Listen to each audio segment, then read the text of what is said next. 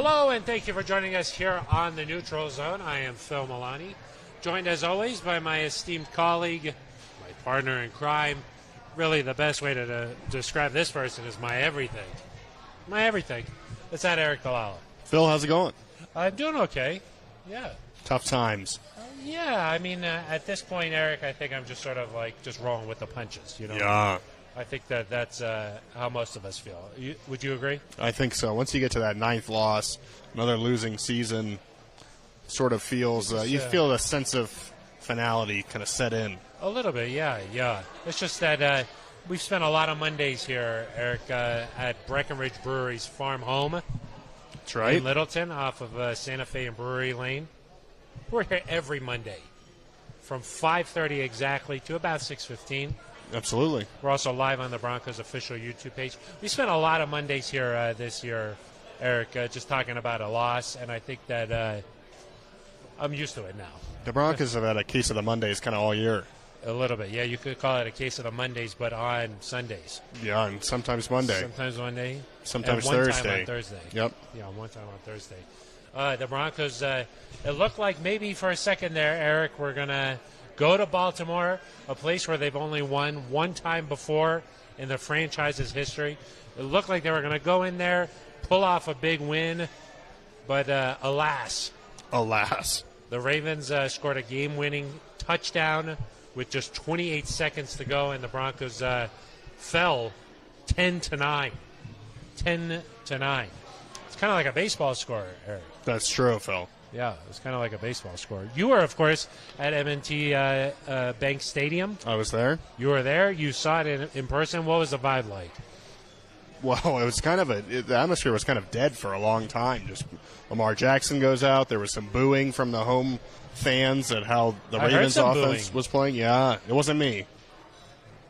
I promise. Yeah? But there was some booing, and then there was no electricity or buzz into the stadium until that final drive, and then they really got going, and you were like, oh, there are 60,000, 70,000 people here. Yeah. I forgot. Yeah. And just another game, Phil, where the Broncos had opportunity after opportunity after opportunity. I believe their 10th game out of 12 where they scored either 0 or 1 touchdown. Their third game where the defense gives up a score within the final 2 minutes of regulation. Just kind of the same old story.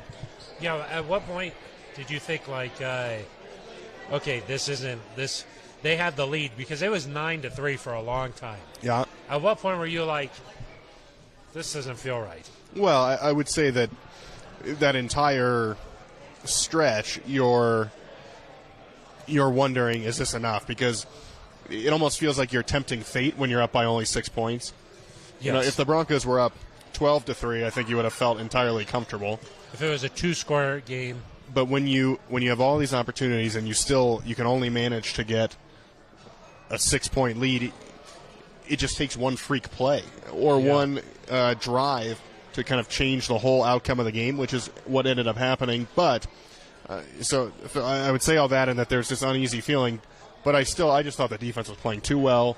I didn't see much. Justin Simmons, 2 interceptions. Justin Simmons, 2 interceptions. The Ravens did not really challenge the Broncos on any drive until that last one, and I just thought that even when they convert a 4th and 1 early in the drive, even when they get a unnecessary roughness penalty on Alex Singleton and a PI on Pat Surtain, I'm still kind of like, okay, well, they're not going to be able to score a touchdown here.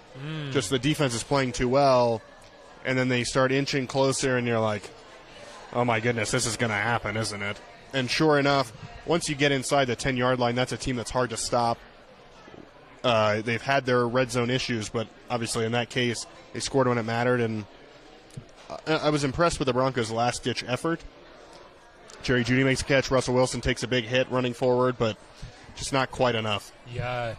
Like, after the game, Russ was asked if winning is a habit, Aric, is losing also a habit? And he sort of admitted, yes, I think so. I'm wondering, do you think the defense, for as good as it played all game long, do you think that, okay, the Ravens got a 4th and 1, they converted. Do you think somewhere in the back of their mind, like, the ball started rolling where they were like, uh-oh, like, here we go again. And then there's PI on Surtain, and you're like, uh-oh, Here we go again. There's a penalty on Singleton. Here we go again. Like in that losing habit crept in, and lo and behold, the Ravens go on to win. I don't know. I think these guys are still believing. This one to me felt a little bit different just because it wasn't the drive itself. The go-ahead drive took almost 5 minutes. It was a long drive. And so it wasn't like it was we've seen the Broncos struggle in the 2 minute a little bit when the team is coming out, throwing the ball, pushing it quick down the field. We've seen them struggle. Like the Raiders game, Titans at the end of the first half, the Colts, on that final drive when they go down and tie it with a field goal. So even the Ravens before halftime, they almost got into field goal range there. Right. So. But this was not that type of drive. No. This was just, in a lot of ways, it felt like a normal drive. Time was not an issue. It just happened to end up finishing with 28 seconds left on the clock. So, I don't know. The way I view it is whether it's, whether you give up a touchdown right before half, you give up one touchdown in the third quarter, and then you hold later. Maybe you give up an early touchdown in the first, and then you play well later in the game. I mean, at some point or another, the Broncos are just giving up about 1 or 2 touchdowns a game. I mean, they're playing really well, and I think it's, Deshaun Williams was asked after the game, is it fair to expect you guys to play perfectly, to expect perfection? And he said, no, it's probably not fair, but that's what we expect of ourselves. But I would just say that when Nathaniel Hackett said it, Russell Wilson said it, it doesn't matter that the touchdown happened in the final 30 seconds. You cannot score 9 points and expect that to be good enough. Yeah, definitely not on the defense, no. For sure. The defense played out of their mind. And until we see a game where the Broncos score 30 and someone goes down there and scores a touchdown to get to 31, I'm not ready to. It's going to be on the offense. Yeah, that's how I feel. Even we talked after the Raiders game of, they allow that long touchdown drive at the end of regulation, come right out, score in overtime. In my mind, still, you allowed 16 points in regulation. That should be enough to win a football game. Yeah. And it's hard for me to waver off that line. And sometimes, Eric, it feels like the expectations have been adjusted so much where, like, the Broncos got the ball to start that game. They drove down the field and kicked a field goal. Yep. And everybody on Twitter, we were like, man, they went down the field and they scored, and we were like, what a drive. And they were running the ball well, and they. But but in the end, it was just a field goal. Of course. You know what I mean? But that's sort of just that's a baseline now. It sort of tells you where we are. I mean, here's a stat for people who are wondering about the defense. Our friend Nick Kosmiter, before Sunday, NFL teams were 0-206. 0 and 206. 0 and 206. In essentially the last 30 years, the last 28 years, when they commit 2 turnovers, they don't force a turnover, and they score 10 points or fewer. So that's what the Ravens did yesterday. Yeah. The Ravens were the first team to do that, and only the 8th team in the history of the entire NFL. In the entire history of the NFL. Yeah. That shows you how rare that is. It shows you what the Broncos defense did to them. Shows you the offense played clean football and didn't turn the ball over. And yet somehow it's just still not enough. The Broncos are not scoring the points they need to win football games. They've had problems scoring all the time. Yep. But particularly in the second half, it feels like it's just like the game comes to a standstill almost for them, where they're just like 3 and out, 3 and out, 3 and out. And it's just like, it's tough to watch. Yeah, you're right that it is the whole game. I think it's 102 points or something like that in the first half. Phil, that's an average of just over 7 points in the first half. And then you look at the second half, and it drops all the way down to 5 points. It's not particularly good in either situation, which is what Nathaniel Hackett said today. What I look at, Phil, is that the Broncos have played a ton of one-score games. 10 one-score games. 10. I think the record for the most in a season is 14. So the Broncos have 5 games left. It's not out of the question that they could hit that mark. Get to that mark. But good teams in this league, Phil, or when you're playing well, you put teams away. You get rid of them while you have the chance. Yeah. And the Broncos this year, their scoring percentage by itself, not very good. About 26, 27% that they go out there and they get some type of points on a drive. But 26%, is that right? Around there, yeah. They've scored on 37 of 139 drives. But, Phil, it's even worse when they have the lead. And I asked Nathaniel Hackett that today. Hey, you talk about finishing these games. Isn't part of it that when you have a 3-point lead and you get a stop and you get the ball back, or you have a touchdown lead and you get a stop and you get the ball back? Part of the issue in my mind is that they're not going out there and making it a 10-point lead, a 14-point lead, and putting some separation, because I think Mike Purcell, maybe Deshaun Williams said it after the game, if we had just gotten that lead to 9, the game would have been over. It was Dalton Reisner, sorry. He said if we had just gotten the lead to 9, the game would have been over. And the Broncos had 8 opportunities, Phil, with the lead and the ball. They scored 1 field goal. You've got to be better than that, and you've got to find that killer mentality where you just put teams away. Yeah, I mean, the only time that they scored in the second half was after the Simmons interception. They were already in field goal range. You know what I mean? I think they moved the ball like 8 yards there, and they just kicked a field goal. And it was on 3rd down. And so, like, if you – yeah, exactly. On the final play, yeah, exactly. They weren't even in field goal range without kind of a nice effort. I think it was Mike Boone there, but without a nice effort from him, you don't even get a field goal there. Exactly. Yeah, exactly. So, like, it's like not just that they can't do anything when they have the lead, but also in that particular situation, nothing they do like with the momentum that the defense creates. You know, those are opportunities and like moments in games where you're like, if we score here, like if we score a touchdown here, boom, the game is over. Well, you have to you have to take the hope away from teams. There's those moments during the game, yeah, like a field goal, multiple opportunities there where it was 9-3. You make it a 2-possession game, and Tyler Huntley's in there. It's not Lamar Jackson. Nothing's been going well. It's kind of over, you know. And it's like in those moments, good teams just finish the game. And the Broncos have not done that this season. And you talk about on that final touchdown drive, they were able to play their style of football. If you're down 9 points with 4 minutes left, you can't play your style of football. You got to start throwing it. You're going to be able to tee off on Huntley. You're going to have a much better chance of winning that football game. And the Broncos just can't do it. And Phil, it's not the first time this has popped up. Against the Colts, you had the ball over and over and over with a chance to put them away. And we said that at the time. You don't let this team hang around. Don't let this team hang around. Let them hang around. You lost probably the worst loss of the season there. The Raiders, you go up 10-0 and then have a chance before halftime to go up 17-7. Get no points. You don't put them away. And when you don't put teams away, they hang around and they beat you. They were up 10-0 against the Titans. Yep. Didn't put them away. Eric, I guess the interesting thing about this is, like, are you more encouraged or less or more discouraged, I guess, just based off the fact that some of these games are against good teams, and they're all one score, you know, just the Panthers game and that first Raiders game were really the ones that got away from them. But are you more encouraged just knowing that, like, hey, this team is, like, I don't want to say close, but, like, this team is, like, in these games? Or do you think it's just, like, whatever?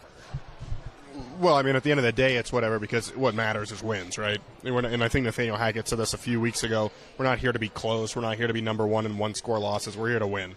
So from that standpoint, it's whatever.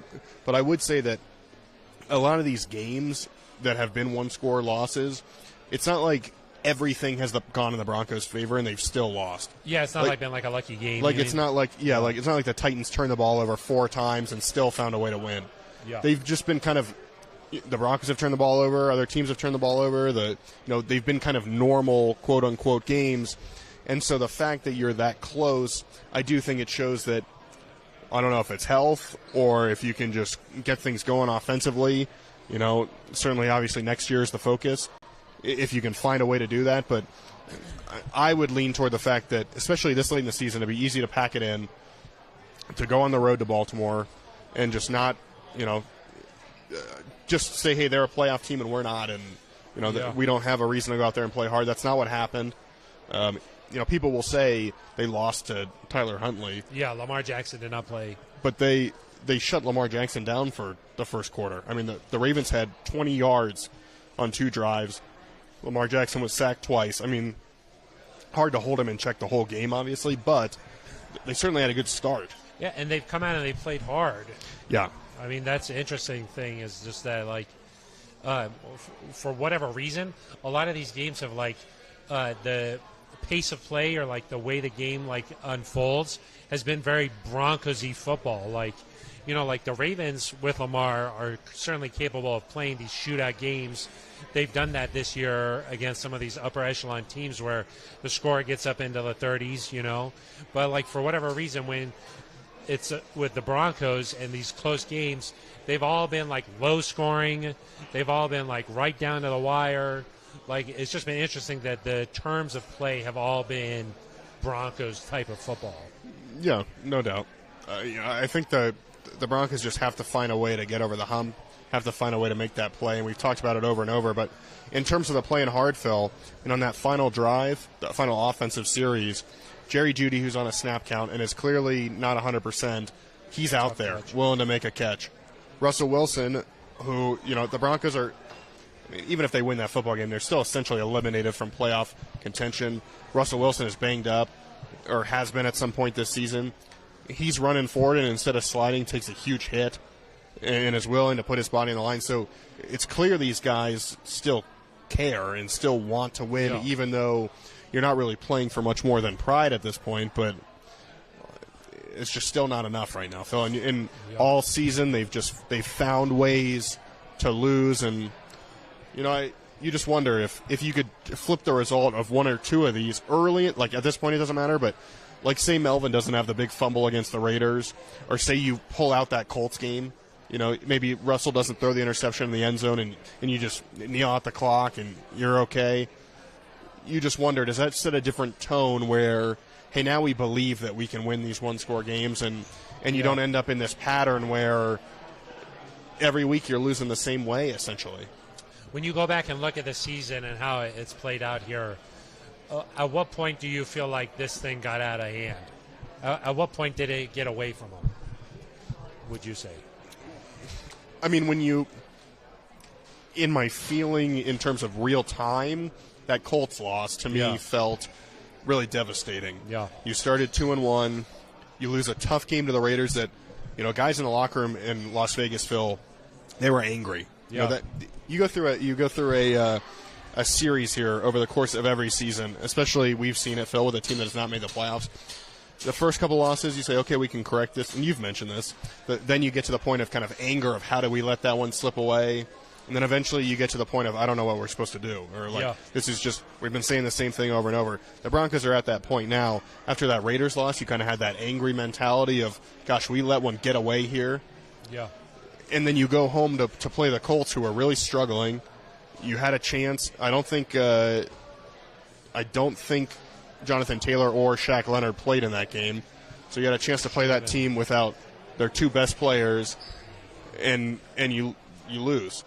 So that, to me, in the moment, felt really bad. I think as you look back on it now, it's probably either,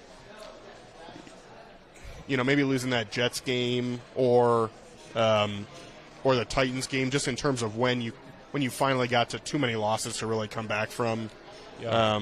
But it seems like they've had several times here where, against the Jets, against the Titans, against the Raiders, where, hey, this is our last stand. We've got to come together, and we can't lose again, and there's still been a loss. Yeah, I agree. The back-to-back overtime loses. Yeah. In real time, it felt like, okay, the Chargers, of course, came after the Colts. That felt like, gosh, you lose two heartbreakers right there. It's hard to bounce back from that. That's what it sort of felt like for this Broncos team. They lost their margin for error, because if you cap that win off over the Raiders and then you beat the Colts at home and you're 4-1, then okay, you lose a tough one in L.A. It doesn't become the sort of downer on the season that it has been. And listen, Phil, they're 3-9 at this point. I think it's clear that a lot needs to go right for them to, in the future, for them to be better. But there was, before the last couple of weeks, truly, if you just flipped one or two results, you might not feel good about it, but you'd still be right in that mix. And so you'd be in the mix, yeah. You'd be kind of like the Chargers at that, right? Where. And so you're like, gosh, can we just get something going? But unfortunately, too many of these results have gone the long way. And I also think the Colts, that was like the game where we were like, man, maybe there's something wrong with the offense here. Like, it's not really clicking, or like something's a little bit off here. Yeah. That was the same time where we were like, this isn't. Russell, of course, played hurt in that game. Yeah. So let's get to a couple of fan questions here, Eric. We still have a lot more to talk about with the Broncos offense coming up here. But this one from Tyler Johnson. Do you guys see any accountability with this team? As a fan, there doesn't seem to be any substantive changes. What do you think about accountability? Yeah, I mean, I think, again, hard to know from where we sit, from where fans sit, from where most reporters sit, what is going on inside the building, who's being held accountable in meetings. Certainly we've heard guys say they need to be accountable to things. I know it's easy to say, okay, well, that means someone's going to get cut. We did see that a few weeks ago. I mean, Melvin Gordon getting released or waived, excuse me. Same thing as for the fumble. He's no longer a Bronco. That's a sign of accountability. But people wanting big changes, I think there's. I guess my question is just what is the point? What do you mean? Yeah. So I'm sure they're going to evaluate everything when the season comes to an end. It's going to be it's going to feel like a long 5 weeks for a lot of people to get to the end of this, I think. But Phil, I think there's value in not making rash decisions. Yeah. Metan Bali has a little funny one here. He says the Broncos are kind of like the Rockettes. Eric, it's the holiday season, the Rockettes. Yeah. 1, 2, 3, kick. 1, 2, 3, kick. Pretty good. Metan Bali, thank you very much for that comment. It's pretty funny. We enjoyed that. And then that man Cam. Cam. Okay. We need some receivers to step up. Eric, this is something that we talked about a little bit here, is just sort of the idea that the Broncos, like when there's tough times for the Raiders, they're like, let's go to Devontae Adams. Yep. He's going to do something special. When the Vikings need a play, they go to Justin Jefferson. You know what I mean? When the Dolphins need some sort of hope, they got Tyreek. When the Chiefs need something, they got Travis. Yep. The Broncos, they don't really have like a guy where you're like, okay, it's we got 28 seconds to go down the field to set up a field goal. Who's going to do something special here? They don't really have that guy. Yeah, I mean, I would argue that Jerry is that guy in flashes. I mean, certainly yesterday he got them in position where you've got a chance to make a play. He played 20 snaps, Phil, and had 4 catches. I mean, as a guy who likes targets, that's pretty good. I love targets. That's pretty good. I love targets. So Jerry, in terms of his athleticism, his ability to create separation, his ability to pose a mismatch, he's different than probably anybody else the Broncos have. Greg Dulcich, I think, working his way there, but probably not there yet. But the issue with Jerry is, one, he's been hurt this year, and so he hasn't been out there as much as you would like. And then also, you do see this inconsistency that we talked about earlier in the year, where he's not always on the same page with Russ, or not able to quite haul in like a deep play that would change the game. And so, listen, I've been saying for weeks the Broncos should consider this offseason. We talk about offensive line. They should consider using that first-round pick or an early pick on a difference maker at a skill position, or find one in free agency. Yeah, they just need like that kind of a guy who's just like, he makes special plays. You know what I mean? And just like, I know that I named like 4 of the top players in the entire NFL. So Broncos would be better with really good players. Yeah. A fact check. That's the sort of analysis we love. Ben Swanson is, but it does seem like if they just were able to have like somebody who's just sort of a reliable, a Jamar Chase, somebody like that, I think would be good. Yeah. I do think that they had hopes that like a guy like Cortland would grow into that. Maybe Jerry Jeudy would grow into that. Maybe Greg Dulcich is on his way to becoming one of those upper echelon tight ends, a weapon for Russ here. When he's healthy and they give him a chance, he certainly has proven to be a difference maker out there. Yeah, and this podcast, I think, Phil, is titled, "Did the Broncos Find Some Sort of Offensive Identity?" Because you brought it back. You love talking about identity. We start going like this. Yeah. And I driving all over the place. Yeah, and I'm like, Phil, sometimes it's a little dark. I take the wheel, and it's snowing bring us sometimes. Back. George and Kittle. I'm like, I can't really see where we're going. You're like, Phil, I got it. Yeah. bring us back in. Take us home here. I think if there's an identity for this team, it's getting, it's getting in those bigger formations. It's 2 tight end sets. It's big. 3 tight end sets. Big it's guys. running the football. You love formations. Well, I just think, what is this team? What does You this like team? the 3 wide or no? Phil, you're trying to get me here. I would say that right now, and the Broncos can do some good things in 3 wide when they have Jerry Jeudy and Cortland Sutton and Tim Patrick. Right now, they don't have the weaponry that you would like out there. I mean, the Broncos ran a 3 wide play at one point yesterday with Jalen Virgil, Kendall Hinton, and Brandon Johnson. And that's no offense to those guys, but that's not what this was supposed to look like. That doesn't keep defensive coordinators up at night. Probably not. It doesn't. And so when you get in these tight formations and you don't know, are the Broncos going to run the football? Are the Broncos going to throw it to Greg Dulcich, who's lined up as out wide as a receiver, who's too big for a corner and too fast for a linebacker? When you don't know, is this going to be a regular drop back? Are they going to run play action? I mean, there was a play, I think it was on the second drive. The Broncos had just run the ball really efficiently. They go down, they get a field goal. They start the second drive, Phil, with a play action pass, and Cortland Sutton is wide open. You're going to get a nice 15 to 20-yard gain there. Russell Wilson does not make a good throw, and it ends up incomplete. But the bones of the bones of the offense there, you could see kind of what this is supposed to look like. And listen, I think with a good offensive core around him, Russell Wilson is capable of elevating them. It has seemed like with the level of talent around him right now, you're not going to go out there and score 30 points. And so I like this game plan of, hey, let's lean on the run game. Let's set up some well-timed play-action passes. Let's let Russell make plays on third down when we need to. But that, to me, is winning football, controlling the clock. And maybe it doesn't line up with the expectations from before the year, but at this point, Phil, you just got to find any possible way to find success. And obviously, they didn't find it over the course of the game, but I think you saw maybe a little bit of hope that moving forward, this could work. Yeah, that's interesting, Eric. I do think that running the ball has always been like a priority for this Broncos team. I mean, certainly when Javonte Williams was, I almost said Javonte Adams. Yeah, that's like a hybrid. They should get him. A hybrid kind of crazy weapon.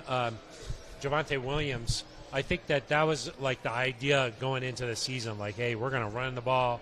We're going to set up play action. We're going to get this thing, we're going to keep defenses off balance.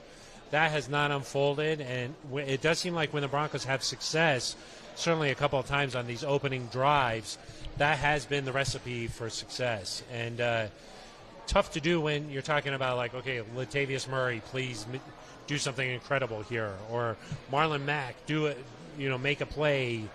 These are 2 guys that the Broncos are leaning on heavily that were on practice squads elsewhere, this season. So yeah, and you don't have your starting offensive line. I mean, you've now got Dalton and Quinn are the 2 offensive linemen in there that Graham has done Graham's done a really nice job, but he was not an intended starter. Would you say Graham has played better than even when Lloyd was healthy? Wow, you're going to make me. I don't want to talk about Sir. You don't talk about Sir Lloyd Cushenberry the third that way. Yeah, I don't want to. Sorry, I take that back. I think that this rotation has worked as a group better than we've seen. The Ravens, Phil, I think had 7 consecutive games with at least 3 sacks and a turnover forced. Yeah. The Broncos, of course, did not turn the ball over. The Ravens had just 2 sacks. One of them was for 0 yards. How do you feel about that? I don't like the 0-yard sack. Yeah, that's kind of not really silly. A sack, it's kind of silly. It's not even a TFL. No, tackle for NG. For 0. Yeah. No gain. So I'm going to say 1 sack. 1 sack. But then you got to take away one of Deshaun's because he had 1 for 0. Yeah. You start getting crazy. Maybe we keep that one because it's for us. Deshaun wants that one. Yeah. That's interesting, too, because you would have thought coming in, hey, the Ravens have the second best run defense in the NFL. Let's not run the football. But the Broncos did the opposite. And it didn't work great in the second half, obviously. Even with a lead, they didn't really have that success. No, and I don't know if that with a lead, if they're getting too conservative or they're content to just not make mistakes. I mean, Phil, we saw back was it 2018 with Case Keenum? There was this big narrative for a while where it was like the Broncos aren't winning because Case Keenum is not taking enough chances. That was like a Teddy thing, too. He's not throwing any interceptions. He's not throwing the ball down the field. He's playing too safe. And I wonder if the Broncos not, Russ has always done a really good job protecting the ball, but I think when they get the lead, the Broncos are content a little bit to not push the ball down the field, not take these big chances. They'll hit the open receiver if it's there, but they're not trying to throw it into tight windows. They're content to let their defense play well. I wonder if you need to be a little bit more aggressive and just say, hey, we got to pretend we're tied right now, and we got to take chances. But at the same time, the Broncos did that against the Colts at the end of the game, and they threw a pick, and then they went down and scored. Yeah. So it does seem like no easy answers. Before halftime there, Eric, the Broncos decided to kick a field goal on fourth down. There was some thought, or at least where I was watching the game, where you were. Getting ready for a Broncos post-game live. Yep. It's like, hey, let's just go for it. You're 3-8. Nothing to lose. You got nothing to lose here. Let's just let's work on some stuff here. Let's just let's be a little aggressive. Yeah, I have conflicting feelings about how just that mindset. I think obviously it's good to be still want to win. You still want to win. I also think it's important to say, hey, let's establish how we're going to win, how we're going to play. Because if you come back in 2023, I don't want to do this again. I don't want to do this again. What year is it? I don't want to do the year again. If you You're come like back, Russ, you never want to feel this feeling again. Exactly. If you come back in 2023 and all of a sudden you're like, well, now we're going to play differently than how we got that win against the Ravens, you're kind of like, well, did that even really matter then? Yeah. But if hey, we beat the Ravens the way we'll play anybody, then that win maybe means a little bit more. It's kind of like at the end of a season, a college football team will, in a bowl game, they just do some crazy stuff because it doesn't matter. Yeah. And then the next year, it's like, well, that doesn't apply at all because it was a bowl game. That's true. So that's interesting. Nathaniel Hackett said after the game, there was no doubt in his mind. He wanted to get points. He wanted to go to halftime with the lead. Yeah. He knew exactly what he wanted to do. And it's hard to blame him because if the offense even just operates, if the offense had scored 6 points in the second half, Phil, it would have been enough to earn a win. Yeah. You've got to hope that you can score 6 points in a half. Yeah. They could That's not how you don't want to play. That's you said you want to beat it. Sorry. That didn't really make a lot of sense in English. No. Yeah, you said you want to beat a team language? like the way you would normally play. Oh, yeah, sure. Yeah, you don't normally want to just score the 9. Score 12 points. Yeah, or the 9. Right, but if you were playing a team with a backup quarterback and your defense were playing well, I think you'd say, you'd be a little more concerned. Points are at a premium. This is a really good Ravens defense. I think the Ravens had they were in the top 3 in sacks. Like this was a good defense. Yeah. So I don't fault him for taking the points there. Got it. So you don't view these last games as like, hey, let's just play with a little bit of carefree. I guess carefree, uninhibited. Kind of like when we talked about Drew Lock's final 5 starts. No like, pressure. Hey, there's not really any pressure. Are you able to play that way? I mean, no matter what, if you go back and look at no matter what, if you go back and look at this Ravens game, you can make some sort of arguments that look, this is just not a real. It's not like seeding in the playoffs was on the line yesterday, and it was a huge matchup, and both teams were like, you know what I mean? Both teams were not like. They weren't. Both teams were like, oh man, this is big time. Yeah. Do you know what I mean? I do. It didn't feel like that. No. I mean, I think, if you came out against the Chiefs this week and you went for it on every fourth down and you're throwing 80-yard bombs, you'd have fun. I'd love that. Take some shots. I don't think it's helpful for the long-term growth of this football team. I think you need to show, hey, we can beat the Chiefs in a normal way. Yeah. What do you think about Russ's comments at the end of the game? He was asked, you've never really been in this type of a situation. Yeah, Ben Swanson fact-checked that and found it was wrong. Yeah, he has had. Ben Swanson said last year he lost the same number of games. Did he last year? He lost as a starter. He lost 8 games as a starter last year. Okay, and he's lost 8 this year as a starter. So that's why Ben Swanson is a great podcast supervisor. Who asked that question? Was that our friend George Stoya? George Stoya. Silly question because it was factually incorrect. But he has done a lot of winning. Maybe ask it next week. Yeah, let's hope not. Or in a few weeks. We'll see. Yeah, a few weeks. Regardless, Russ has not been in many losing situations. This is probably like his worst winning percentage or some advanced metric. So you like the DVOA. It's probably his worst DVOA. I live for it. Yeah, he basically said, I don't like it. I don't plan to do this again. Yeah. And we got to find a way to make sure that it doesn't happen again. Yeah. And you see a guy like Russ who puts in as much work as he does. It's a lot of work. I think you trust that he and this offense are going to figure it out, and it might not be this year. It might have to look entirely different in 2023 in some way.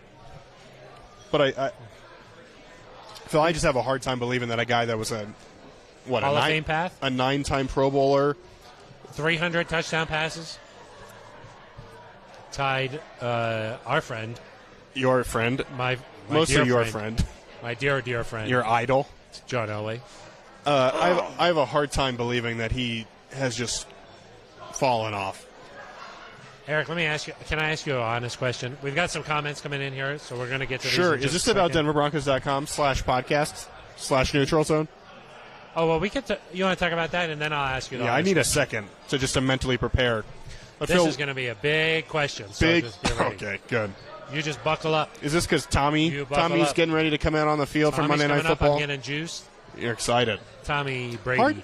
Hard to hate Tom as much as you once would. We used to. I also think it's harder to hate Bill than you once would. You don't. You disagree. Yeah. I think the pairing made it bad. Sure. Yeah. I don't know if hate is the right word. It's like there's something else there. It does feel weird to see the Patriots not be the number one team in the NFL. I'm still adjusting to that. I mean, they've struggled this year, and they're still 6-5 or 6-6. They still win. They win. Mike Tomlin, Phil, he's playing a rookie quarterback and has probably one of his worst teams he's had in a long time. They're 5-7. Some of these guys, they just win games. How is it possible? Yeah, they just win. Anyway, tell the people about the website. Phil, things are dark around here, and so we thought we'd lighten the mood, spread some holiday cheer. It is the holiday season. It was actually Amanda Gerlach suggested we do this. Yeah. She donated the money Timmy, personally. What? Big Jim. Yeah, Big Jim and Little Susie. Funny Funny Tim. I think it was Funny Tim. Funny Tim. Big Jim, Funny Tim. Big Jim, Funny Tim, Little Susie. They all need holiday gifts. They need holiday gifts. So, Phil, we are offering people the chance to win $100. $100. That's 10 times 10. 10 times 10, 100. Yeah. That's nice. $100. That could go a long way. What if you scored 100 points in a game? That'd be a lot. Kind of like a Will Chamberlain situation? Yeah, allegedly. Fake. He did that. A lot of people are saying no. That's not an alleged. If you want to win $100 to the Broncos team store, you go to denverbroncos.com/podcasts. Podcasts. It's like podcast with an S at the end. Podcasts. Plural. Podcasts. /neutral zone. I got it. And we should also say, Phil, you shouldn't enter any other contests on our website to increase your chances of winning. Just enter the neutral zone. Neutral zone. Your chances go down if you enter the other contests. Yeah. And you can only enter one time. That's true. I think some people have maybe not followed that. No. But you should try. We've had over 300 entries. It's going to be open this week, and then we're going to choose a lucky winner. It's for the holidays. And you can go out and buy your you'd like a nice Jacob Bobenmoyer jersey? Jacob Bobenmoyer. The long snapper, this is a position where... Kind of like you, never appreciate it enough. It should be automatic. You just expect perfection, and when it's not perfect, you're like, what happened? Yeah. That's a hard position to play, and so you got to have some respect for that position. That's true. Okay, are you ready for your question now? Oh, sure. denverbroncos.com/podcasts/neutral zone. Okay, are you ready? Yep. Before the season started, Eric. Oh, boy. Okay, we said having a guy like Russell Wilson. Amanda, you want to take this one? Having a guy like Russell Wilson, okay? He is going to allow you to be in every single game. You're not going to be... Fact check, true. Yes. We talked about this, right? Yep. before some of these games, Eric, is there still a part of you that's alive? Okay, it's somewhere there. It's like the amber embers of a fire. Okay, Yep. and it's like it's just it's in the transition state. It could go to death, or it could go to life. So, Okay, it's in this state. Okay, like I'm in is biology there a part class. of you that still thinks today Russ can, the Broncos are getting set to face the Chiefs, right? Today is the day that something's going to happen with Russ. Something's going to happen with this offense. It's going to come together, and they're going to put up like 30 points, and this is going to be like a actual Broncos-Chiefs game where it's like it's on. Is there still part of you deep inside, Eric, that has the faith that this is going to come to life? I don't think it's going to look like how you describe it there, where it's like 35-34. I don't think that is going to happen the way this offense is currently set up. And that's not about Russ, Phil. I just don't think it has the playmakers right now to score 30-plus points. And maybe I'm wrong at some point. We'll see. But especially against the Chiefs, I don't see them going out and scoring 35 in that sort of shootout-type battle. Could I see a situation where the Broncos defense plays the way it has and the Broncos get to 21 or 24 and can beat the Chiefs? Sure. Yeah. And it looks good. It looks nice. They're like, ooh. I think you could. There we go. Yeah, you could see a scenario where, I think the one thing about Russ, and we've seen it at times this year, he turns it on a little bit in the fourth quarter. He, the end of this Ravens game where he's running forward, he makes a nice throw to Jerry Jeudy. You still have some bit of hope, and I'll give Russ credit because when he took the field with 23 seconds left. I think it was a bad decision to return the kick and waste 5 seconds. I'll say that didn't help. On the record, not a great decision. Okay. But with 23 seconds left, I was like, okay, well, this probably isn't going to happen. And then Russ surprised me a little bit and showed me, hey, he's still that guy that can. In position. He threw it to Jerry Jeudy for probably about 20 yards, I would guess. You take a quick timeout. He runs for another 17, then tries to make another play happen with his feet. I mean, he still has that in him. We saw it against the Texans. We saw it against the Niners much earlier in the season. We saw it against the Raiders there in the fourth quarter. The defense could not get a stop, but he did it. Against the Colts, he drove down the field in overtime. The Broncos ultimately decided to go for it on fourth down, not play for the tie. But, yeah, I think you've seen it enough that I still believe in these big moments Russell Wilson can come up big. I just think they need to figure something out in the offseason in terms of how do we make this work more consistently so that you're not always having to rely on this. But, Phil, even when Russell Wilson was in Seattle, there were still a lot of games where he was coming down to the wire and he needed to make a big play. So they won a lot of games like that. You could get to 25 points a game next year and still need a game-winning drive with a minute left. So I don't know if that's ever going to go away. But, yeah, I mean, with Russell Wilson, I do think there's a chance that you keep it tight with your defense, you hold Mahomes in check. I mean, this is going to sound like a blast. The Broncos almost beat the Chiefs last year with Drew Lock. Blast, yep. We are in the blast zone. Yeah, when I came in to sit down here, it's more like they had a little sign here. Yeah, you're in the blast zone. You're in the blast zone. It was more just kind of a statistic, right? That's true. They almost beat the Chiefs with Drew Lock. Actually, without the fumble return for a touchdown, they probably do beat the Chiefs. I think that's a blast. I don't think that's going to happen this time. Okay, well now Melvin Gordon will not. Now you've done it. Broncos. Yeah. Okay, here's a question for you. Oh, I like it. Melvin Gordon. Well, let me just say you answered that very well. Okay, that was a very nice answer. So thank you. Yes, this was a very nice. A lot of tact. That was nice. Thanks. That was good. I do think that I cannot fathom that Russ has been this guy for 10 years and all of a sudden it's just gone. And it's not like last year. Like the end of last year, he played great. Came back from that finger injury, played really well. I can't believe that it's just gone. I mean, he's dealt with injuries. He's in a new system. The injuries to the Broncos players, just some of the weird things that have happened. I mean, I don't buy that he's just done. Yeah. More likely, Melvin Gordon scores a touchdown for the Chiefs this week or fumbles for the Chiefs. He, of course, is on the Chiefs practice squad. I think that when he is when he is focused on the fumble problem, You know, like when he's like, I cannot fumble here, I think he's pretty good at securing the ball. Oh, so you think it's better when he's thinking about it? When he's thinking about it. I think, like, the few games after his big fumble this year, he was, like, locked in. Well, he had a fumble where, he was down, and then he fumbled. Kind of. But he didn't have an actual fumble until he met his demise.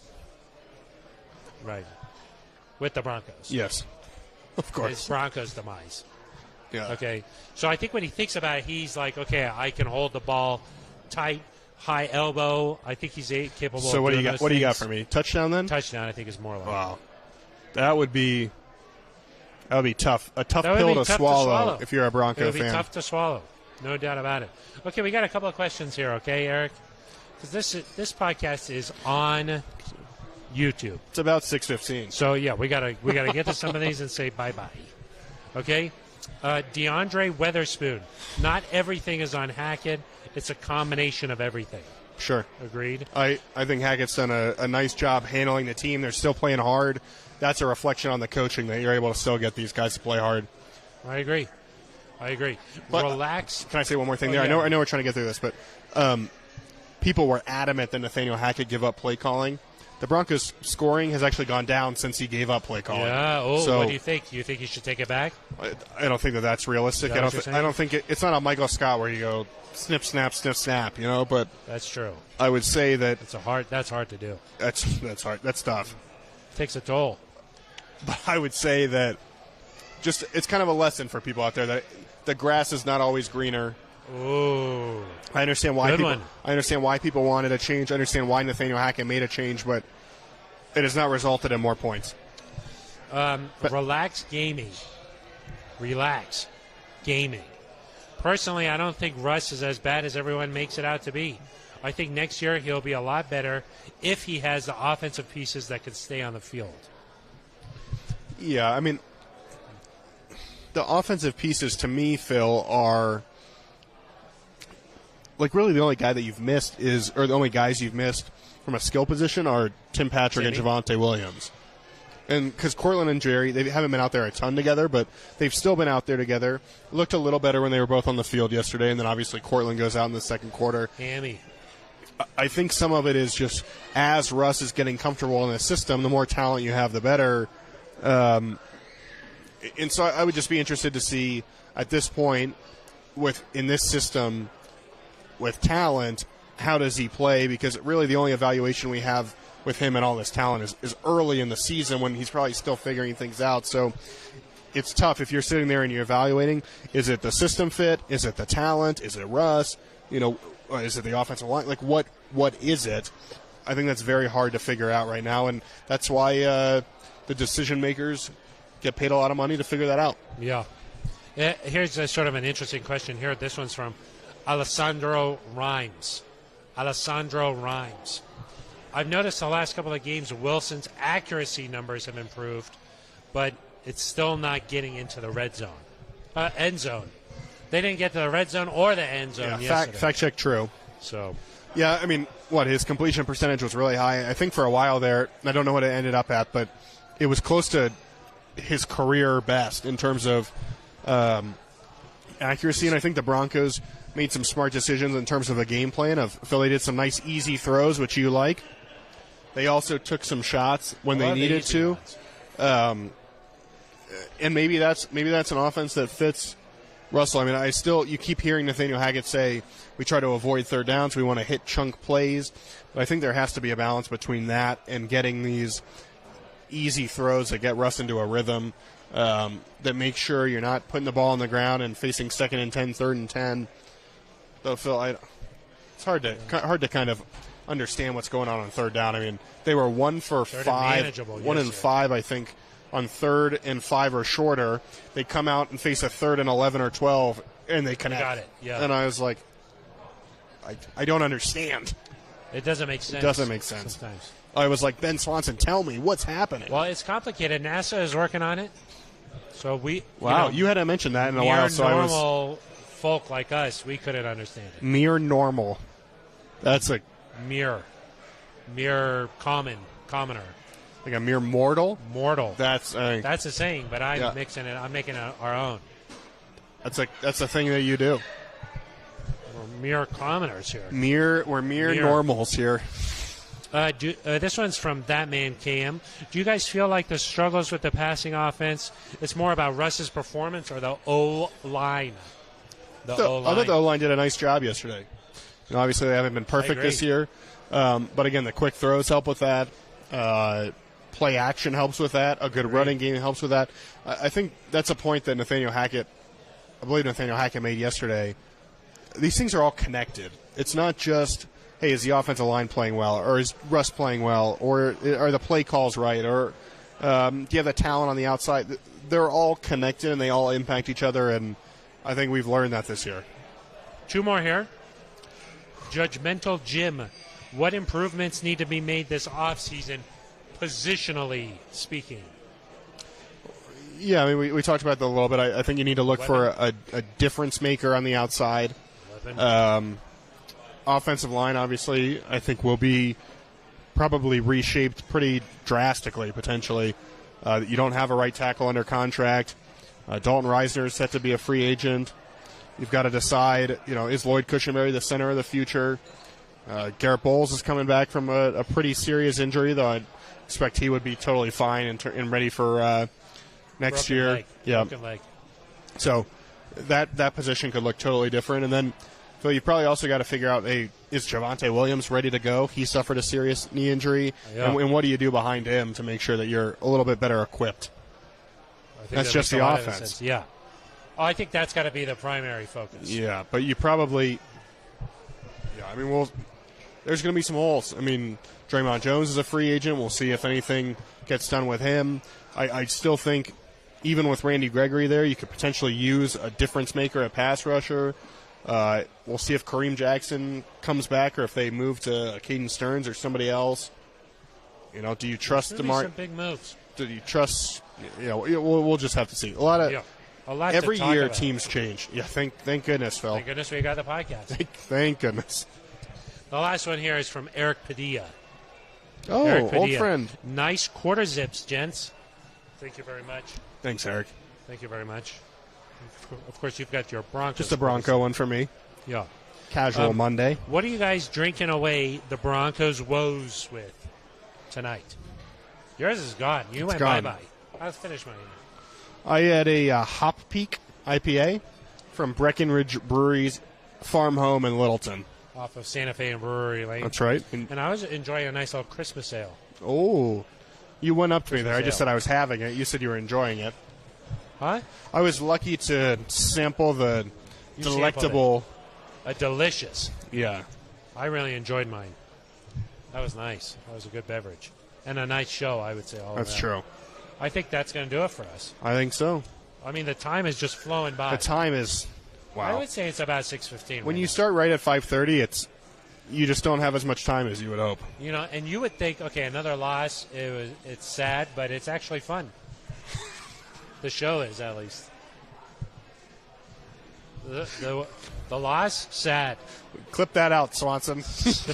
The loss, sad. The show, fun. And time flies when you're having fun. Personally, me, I don't enjoy losses. I don't. I'm here to win. Yeah. Yeah. That's a Dion. Wow. Yeah. That is a Dion. Shout out Deion Sanders. Not here to show up. You're here to show out. Exactly. You gonna enter the portal? I'm going back. I got eligibility. Oh, you're going back. I'm going back. Yeah, they need a long snapper. To go back to where you went? I don't know. Like, you're still a Cats guy. Yeah, not a Cat guy, but a Cats guy for sure. Yeah. So you could just go back. This Northwestern CU matchup in 2026 just got a little spicier. You scared? No, Dion will be gone by then. Oh, jeez. Wow. Okay. All right. I do want to shout out Jill and Ike. A couple of friends of the program. What about Amanda Gerlach? No. I'm just saying those are specific shout-outs. Oh, okay. That, I know that they're watching from home. Yeah. A couple shout-outs, okay? They're not watching. Yes. Yes, they are. Jill and Ike text Eric and let him know. Bzz, bzz. Bzz, bzz. All right. 2. You got 2 right there. I would also like to specifically highlight Ben Swanson. He makes sure that all the comments come through. If your comment didn't come through, it's Ben Swanson's fault. Yep. At Denver Broncos on Twitter. That's right. Direct the hate mail. The hate mail there. And then we also should thank Amanda Gerlach. Yeah. Am I saying that right? I think so. I think it's Amanda. Amanda Gerlach. Gerlach. Yeah, that's true. She helps us get on the air. Makes this bad boy Thank live. goodness. So, yeah, exactly. But we'll be back on Thursday. We'll talk about the Chiefs game coming up, Eric. I think the number's at 13. 13. Lucky number 13. I think it's at 13, but maybe that's as high as it's going to get. Hope so. We'll have to talk about that a little bit. Until then, for Aric DiLalla, I am Phil Milani. You've been listening to, watching The Neutral Zone.